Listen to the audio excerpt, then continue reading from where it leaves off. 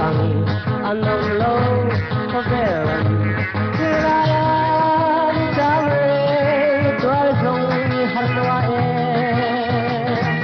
Itajak rin namin kaum tatang ng moite Kung tuwang ko'y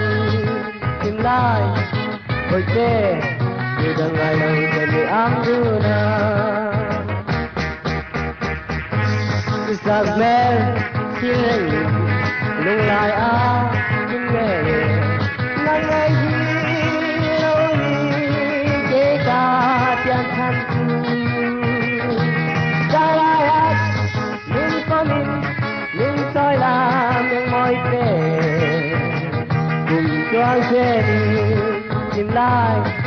ôi te tu dang ai lâu te ni am du na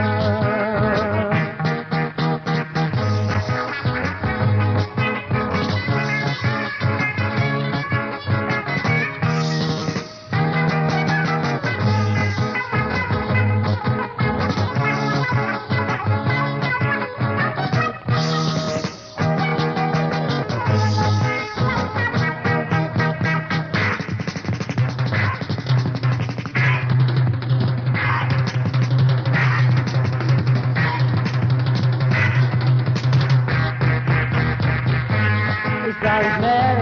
siring lung lai a kim nghe